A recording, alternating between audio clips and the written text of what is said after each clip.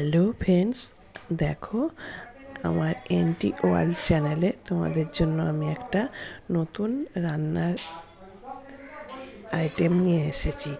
এখানে এটা হচ্ছে সাবুদানার ওই পোলাও টাইপেরই বলতে পারো। ওখানে আছে বাদাম, ভাজা বাদাম, আর হচ্ছে আলু, ছোট ছোট করে আলু কেটে নিয়েছি। বাদামটাকে একটু ভেজে খোসাটা ছাড়িয়ে একটু ওই গ্লাসের পেছন দিয়ে ভাঙা ভাঙা করে নিয়েছি।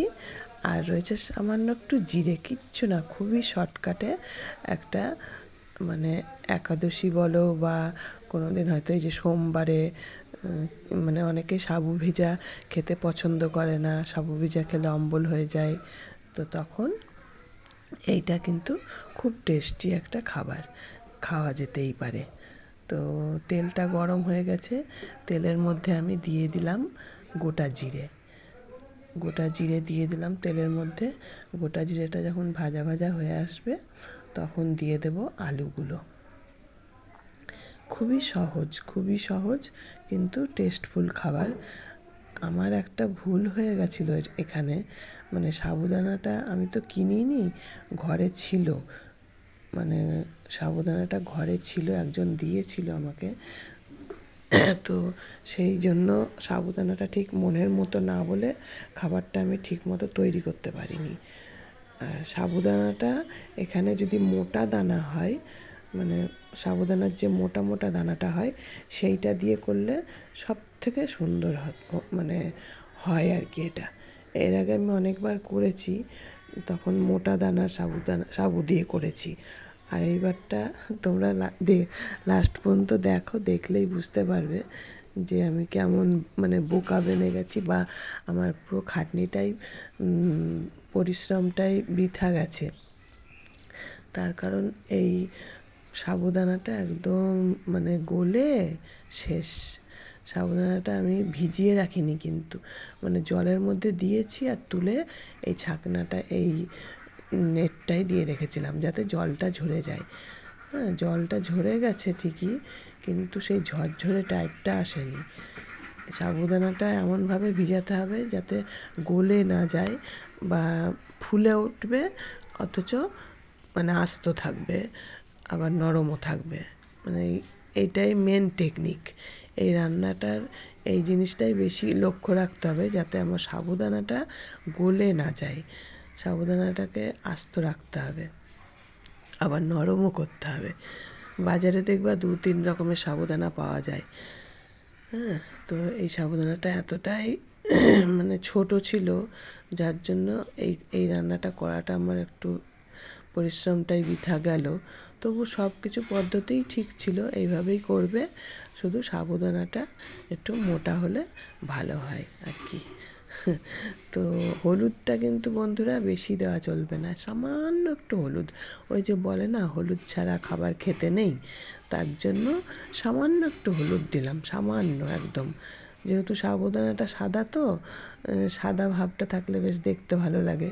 তো সেইখানে দাঁড়িয়ে একটু 1 ফোঁটা মাত্র হলুদ দিলাম। দেখো, হালকা একটা হলুদ ভাব হলো, কিন্তু বেশি হলুদ হবে না, অল্প সামান্য হলুদ দিলাম। তো আলুটাকে কিন্তু সুন্দর করে, মানে গ্যাস কমিয়ে দিয়ে আস্তে আস্তে আস্তে আস্তে সুন্দর করে ভাজতে হবে। যেই আলুটা একটু লাল লাল বা ভাজা ভাজা হয়ে আসবে, তখন এর মধ্যে বাদামটা দিয়ে দেবো। তো welcome back to my channel NT ওয়ার্ল্ডে। তোমাদের সবাইকে অনেক অনেক ভালোবাসা। আর তোমরা যে আমার পাশে আছো, এখানেও আমাকে ফলো করো, মানে দেখো আর কি, তার জন্য তোমাদেরকে আমি অনেক অনেক ধন্যবাদ। আমি ভীষণ কৃতজ্ঞ, আমি সত্যি কৃতজ্ঞ যে তোমরা এইভাবে আমার পাশে আছো। কখনো ভাবতেই পারিনি যে দুটো চ্যানেলে এইভাবে তোমরা আমার পাশে থাকবে। এইভাবে আস্তে আস্তে হচ্ছে, মানে কী করা যাবে বলো, করে ফেলেছি যখন ডিলিট করে দেবো চ্যানেলটাকে। ওই জন্য যখন যেরকম পারি, রোজ আর দেওয়া হয় না, একা মানুষ রোজ আর পেরে উঠি না। এই চ্যানেলে ভিডিও দেওয়া অনেকটাই শক্তের ব্যাপার, কেননা এডিট করা, ভিডিও করা, সেটাকে আলাদা করে দুটো চ্যানেলের জন্য ইয়ে করা, মানে অনেক পরিশ্রম। তোমাদের যাদের চ্যানেল আছে তারাই একমাত্র বুঝবে ব্যাপারটা, যে সত্যি কতটা পরিশ্রম এর পেছনে, কতটা টাইম দিতে হয়। তো চলো, তোমাদের সঙ্গে কথা বলতে বলতে আমার আলু ভাজাও হয়ে গেছে, বাদামটাও মিশিয়ে ফেলেছি। এবারে হচ্ছে সাবুদানাটা দেওয়ার পালা। তো সাবুদানাটা দিলেই তোমরা বুঝতে পারবে যে আমি কেন এই কথাগুলো বললাম। একদম যাচ্ছে তাই হয়ে গেছে, সাবুদানাটা দিয়ে মিশে আমার মনটাই খারাপ হয়ে গেল, মানে পুরো আমার চেষ্টাটাই বিফল হয়ে গেল বন্ধুরা। তবুও করেছি যখন তোমাদের সঙ্গে শেয়ার করে দিলাম, তো কিছু মনে করো না প্লিজ তোমরা। আর আমি তো বলছি এই সমস্তটাই ঠিক আছে, খালি সাবুদানাটা একটু তোমরা মোটা দানা দেবে, একটু মোটা দানা দিলে আর অসুবিধা হবে না, মানে সুন্দরভাবে খেতে দেখবে। কিচ্ছু না, খালি তেলের উপরে জিরে ফোড়ন, একটা শুকনো লঙ্কা দিলেও হয়, যারা একটু ঝাল ঝাল খেতে পছন্দ করো তারা একটু লঙ্কা দিতেই পারো। আমি তো লঙ্কা খাই না খুব একটা, তো আমি ওই জন্যই লঙ্কা ইচ্ছা করেই দিলাম। কিচ্ছু না, জিরেটা একটু সুন্দর করে লাল লাল করে ভাজতে হবে, যাতে জিরের সেন্টটা তেলের মধ্যে থাকে, এই আর কি, আর কিচ্ছু না। আলুটা ভেজে নিই, মানে বাদামটা আগে ভেজে নিয়ে তুলে নিতে হবে, নাহলে তো বাদামটাকে গুঁড়ো গুঁড়ো করা যাবে না, মানে আধ ভাঙাটা করা যাবে না, গুঁড়ো হবে না কিন্তু বাদামটা আধ ভাঙা করতে হবে। আমি ওই গিলাসের পেছন বাটির মধ্যে রেখে গিলাসের পেছন দিয়েই করেছিলাম আধ ভাঙাটা। আর দেখো এখানে কী সর্বনাশ হয়ে গেল, মানে আমি কি বলবো, ভীষণ খারাপ লাগছে বন্ধুরা যে আমি ঠিক মতো তোমাদের খাবারটা দেখাতে পারলাম না, একমাত্র এই সাবুদানাটা ছোটো দানা ছিল বলে। তো দেখো আমার এটা কমপ্লিট হয়ে গেছে, এর মধ্যে আমি চিনিও মিশিয়ে দিলাম, মানে পরিমাণ বুঝে চিনি দিতে হবে। এখানটায় আমার বেশি ছিল না, এটা অল্পই ছিল, আর সব সাবুদানাটা তো দিলাম না, তোমরা দেখতেই পেলে যে ওই দেখেছি গলে যাচ্ছে, তখন আর সব সাবুদানাটা দিইনি।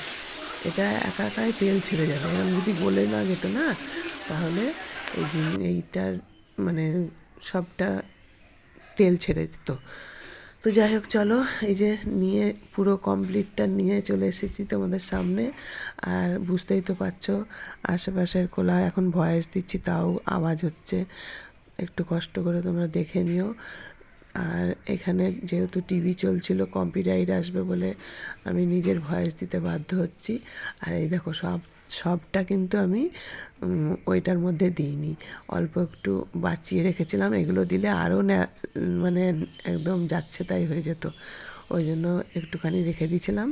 তো আমার প্রসাদের সন্দেশ ছিল সেই সন্দেশের মধ্যে দুধ দিয়ে আর ওই সাবুদানাটাকে দিয়ে সুন্দর করে মেখে এই দেখো আমি মজা করে খাচ্ছি খুব মজা করে খাচ্ছি। আর এখানটায় তোমাদের এখন ভয়েস দিয়ে এটা দেখাচ্ছি। কী করব বলো, ফেলে দেবো কেন বলো, ভিজিয়েছি আর সন্দেশটাও ছিল টিফিন কোটোর মধ্যে, তা ভাবলাম দেখি তো এইভাবে খেয়ে কেমন লাগে। খিদেও পেয়েছে, টিফিনও হয়ে গেল আমার একটা।